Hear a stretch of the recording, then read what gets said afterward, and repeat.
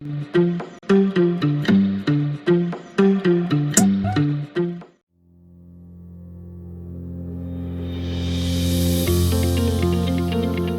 Yaratmanın Formülü. Tasarım odaklı düşünme.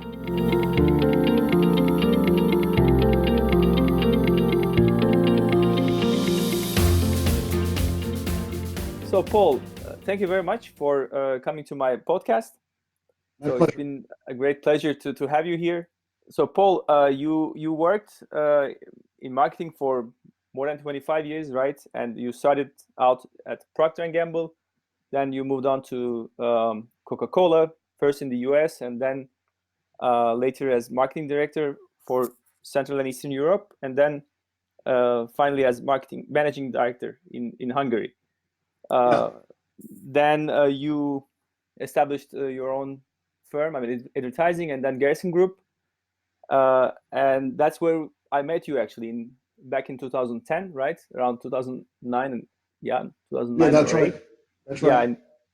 And when I was working in FS, and then so when I met you, my whole view of marketing has totally changed forever.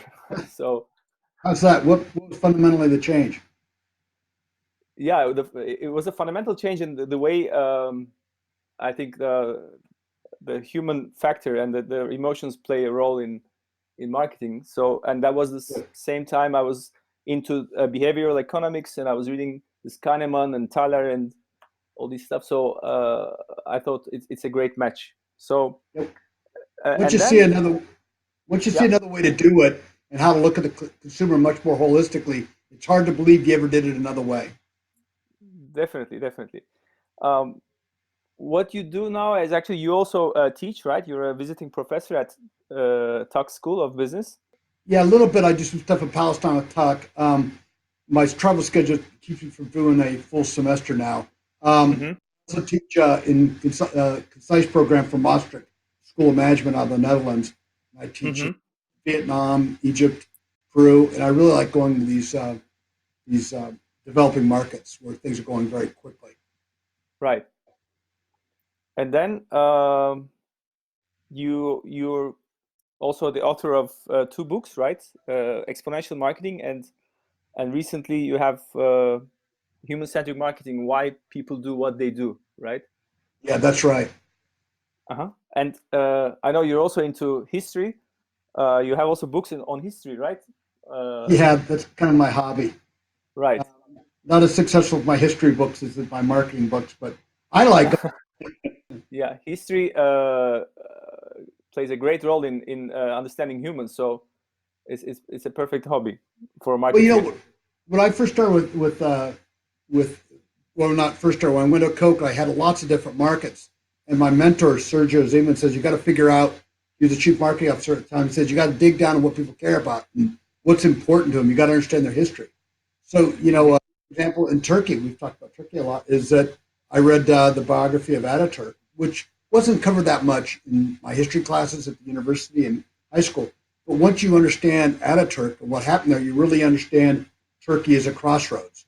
How it's not the Middle East, it's not Europe, it's got its feet in both places. And understanding the history of people really gets, the first step to understanding who people are is to understand their history. True. And then how the idea of making your own methodology, exponential marketing, came to you? I mean, when did you come up with the methodology? Well, initially we started on a Coke project. We were trying to find what they're calling then alternative beverages, which isn't the way to look at it at all, because the consumer doesn't think when they drink a non-carbonated soda, they're drinking an alternative. They're just drinking whatever they feel like at that moment. But we broke the business into non-carbonated, carbonated, juice. We had these categories that we built it into, and it just wasn't adequate. We kept missing out on things. We missed out on Red Bull. We were late on iced teas. And kept looking at it through the lenses of our eyes. And so I said, Coke was my first project when I started Garrison Group and started working with Coca-Cola, was to say, okay, how do you look at this a completely different way. They looked at us like a learning laboratory. And that's what I wanted to do. And so I said, let's look at them. Let's look at people in their whole lives and what's happening in their lives and how's that shape their purchase decisions in any particular category and broaden it.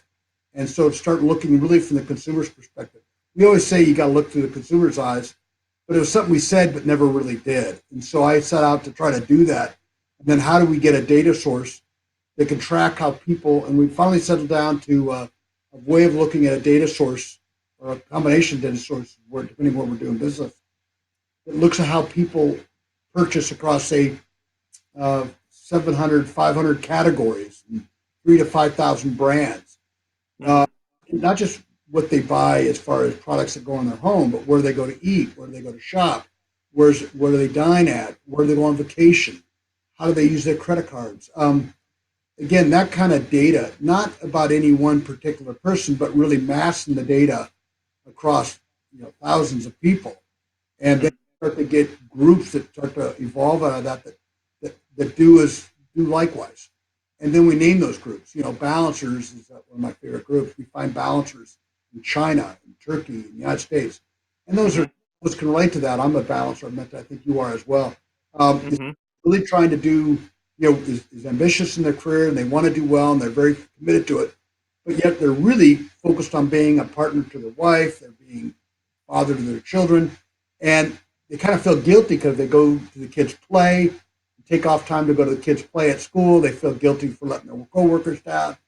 But if they don't go to the play, they feel like they let their kid down. So that's a balance.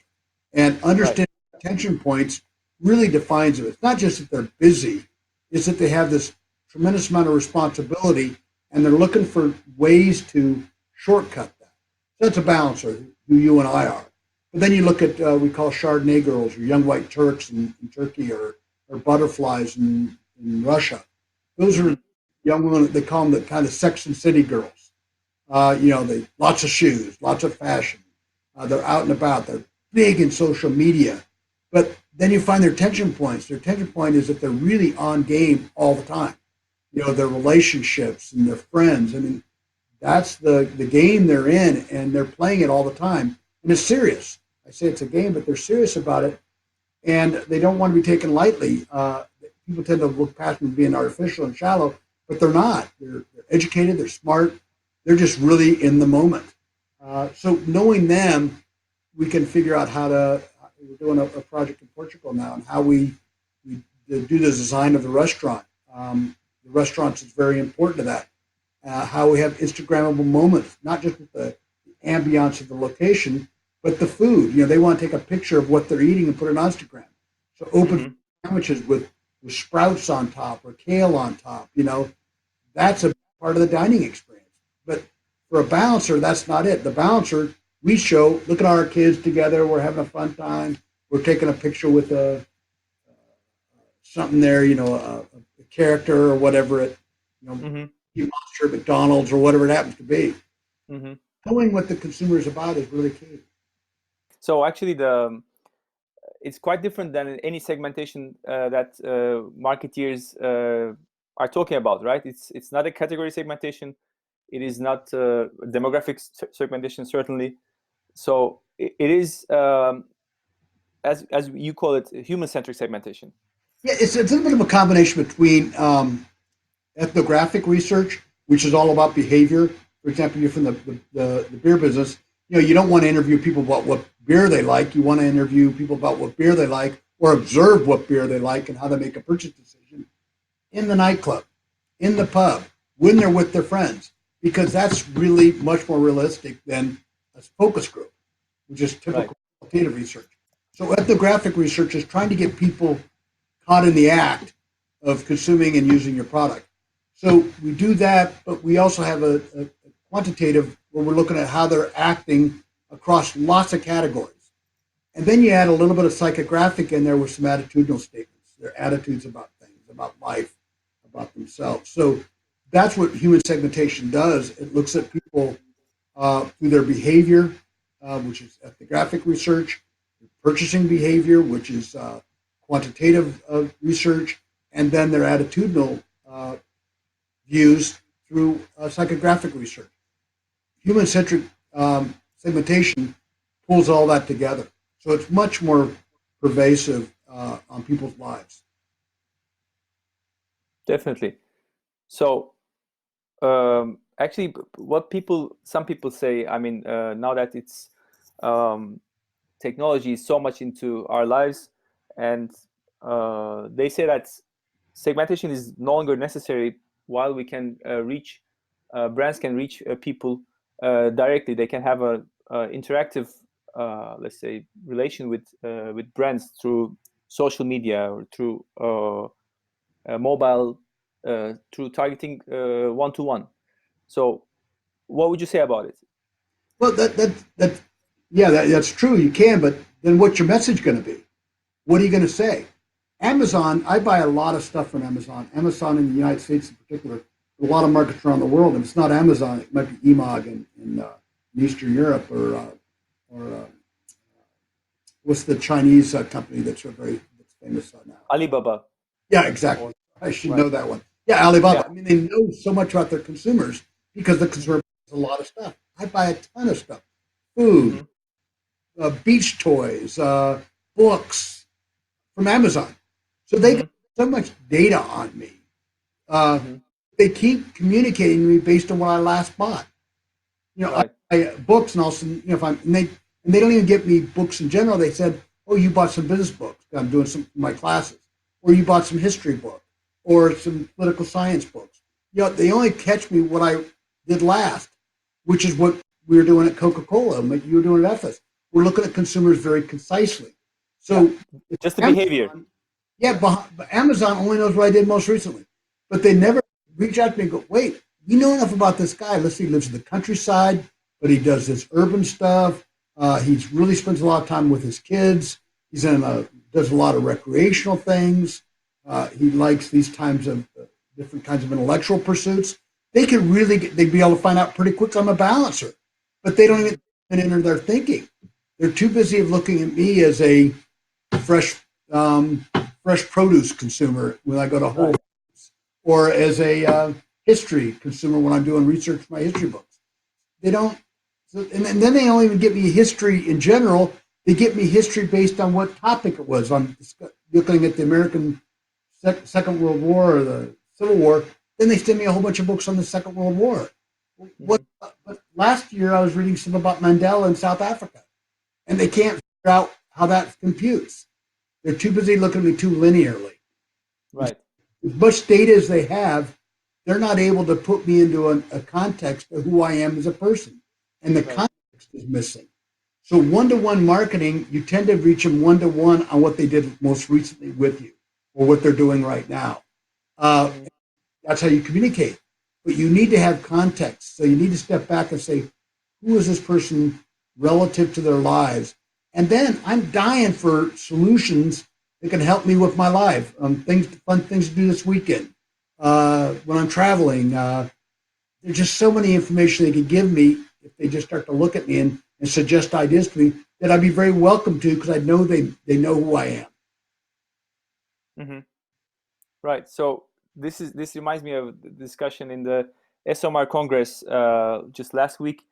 They were saying that, I mean, like the big data gives you the behavioral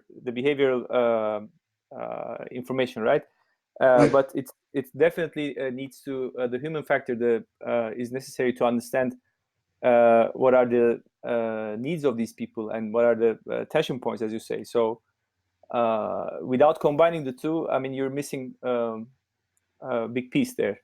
Yeah, and segmentation allows you to do that because trying to get, Amazon take just me by myself and say, who is Paul Garrison and put that together, it'd be overwhelming. Even with all the computer technology, they're not going to be able to get that right. So they need to put me into a box where they can construct messages and they can, to try to put out contextual lifestyle messages for, how many consumers does Amazon have? 70 million, that's 100 million. They're not going to be able to do that. So what they got to do is take that 100 million people in the United States that use Amazon and break it in. We've identified 23 segments in the United States that operate almost like in tribes. Sociologists call them. Mm-hmm. That's my tribe. That's people that I can relate to. They're like me. They do things like me. They're like me. You know, we do it with Amazon, or with IKEA. Mm-hmm. You know, there's lots of different room settings in IKEA, and we work with them on briefing. They call in-store communication, and we brief about how to decorate that room setting for whichever target they're trying to reach. But when you go into IKEA, you walk into a room setting and go, wow, what were they thinking? It doesn't relate to you at all. Then you go, somebody was smart in this room. Right. And they're smart. Even the one I didn't like, that's because I'm not a Chardonnay girl. But, you know, because it's got lots of mirrors, it's got lots of bright colors. It just feels weird to me. But then I see it's got this big chairs my kids can watch a movie together in. And it's close to it's got an open kitchen and to the living room. I can see this. These people get me. And that's how you feel when you walk into a pub and you go, this pub is for my kind of people. The kind of people you hang out with, you go, this feels like home. Mm-hmm. People like that. They don't feel that marketing is intrusive. As long as you're trying to say, I want to understand how to talk to you in a way that makes sense to you, that adds value to your life. And then consumers are open to that. Right. But you absolutely have segmentation to break it into manageable pieces to frame your message, to give you context to how you frame your message. Right. And so all these tech companies, whatever, everybody's trying to use this AI, the machine learning and everything. And what we've been discussing, that it's still not smart enough, or it's not actually good enough to unlock those mysteries of human. But where it will go, I mean, like, you think it's human are very, we are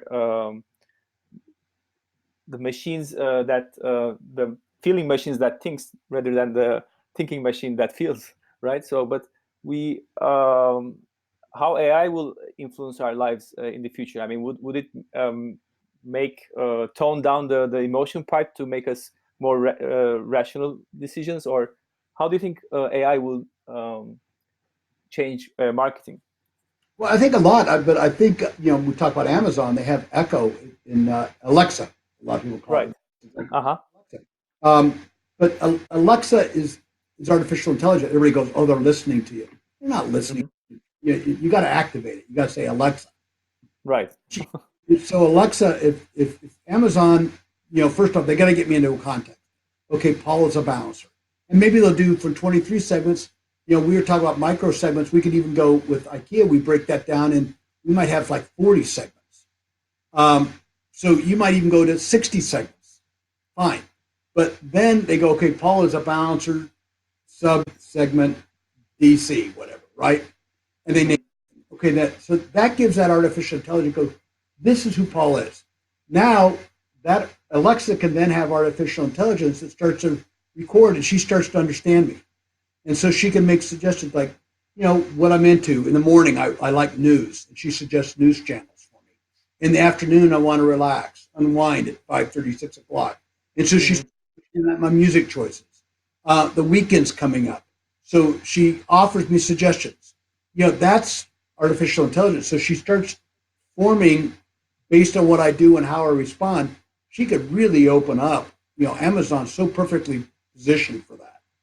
Mm-hmm. But IKEA can do it with their watching, with their frequent buyer programs. The grocery store can do that.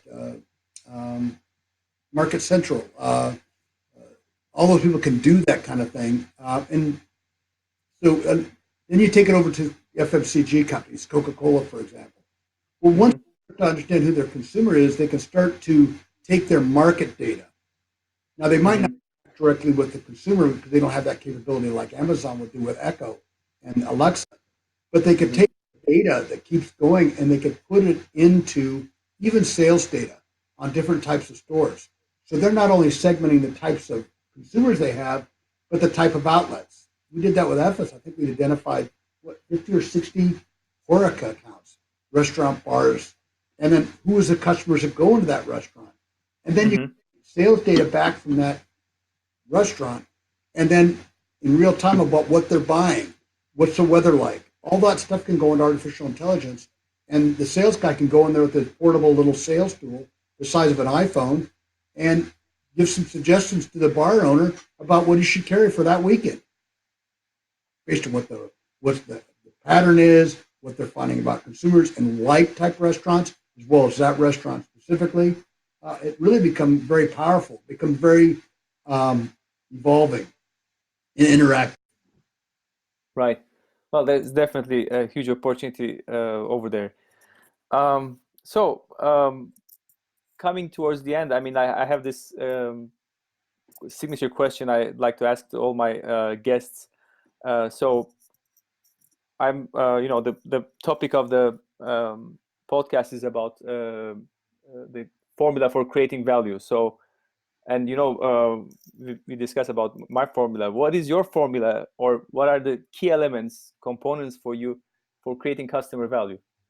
Well, I think really understanding who you're talking to. If I want to get action, a lot of people I work with today are people I worked with 20 years ago. And Mm-hmm.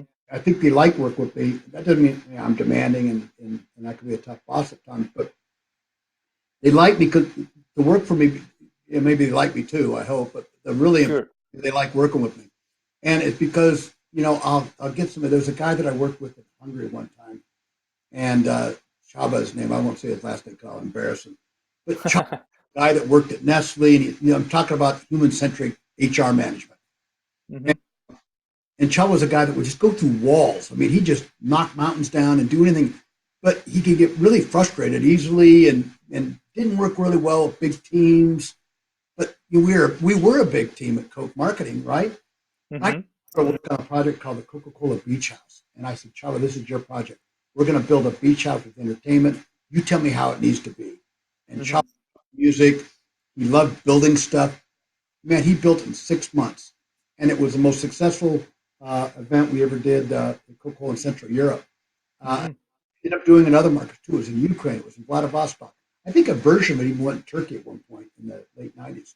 But Chaba would go through walls because I understood what made him happy. What would, not just from a career standpoint that, okay, here's his background, here's his education, here's what his career is, and then I put him onto a track like everybody else. No, I approached Chaba as Chaba. Mm-hmm. Working in advertising, if you want to get good work out of advertising people, you have to approach them as human beings and Mm-hmm. understand their desires and their needs. And they're emotional. We're all emotional. We're emotional beings. So you find their emotional drivers. I always like to say people buy for emotional reasons and look for rational reasons to support. So if I Right. find emotional drivers for people, these segments, consumer segments, or employees, or advertising, creative people I want to work with, partners, whatever it happens to be, if I find out what their emotional drivers are, I can impact that in a very positive way, I think, in something they want to know. And then you put the details together, the rational support for it, the details of what the product needs to look like, what the position needs to look like, whatever it happens to be. But Mm-hmm. understanding people as emotional human beings and what motivates them is, and they want you. They want you to understand. I mean, we always talk about, men and women. Men are from Mars and women are from Venus. Venus, yeah. Languages. But women are going, just, why can't you understand me? Because we're too busy looking at them from our perspective instead of saying, okay, what shoes are you walking in? And trying to, and I'm certainly not an expert on how to deal with women, but I know the first step is communicate less and listen more, and let them. Sometimes they just need to vent. There's a great video on the head saying it's not about the nail. That on YouTube, you got to look that up. It's not about the nail. It talks about how women and men communicate so differently. Okay. But anyway, that's a lot of fun and trying to understand how people work. So understanding value, the value you add is how you can add value to somebody else's lives or anybody you want to take action. If you're a politician, understand people's lives, and then you can add value to their lives. But you have to understand their lives. You just can't go, look at this. I created this valuable thing. What does it do? Then you can start explaining what it does. Mm-hmm. Unless you say, okay, what do you need in your life? Now I can find something of value. So Right. that's what I try to do it, understanding them, and then I think you can add value.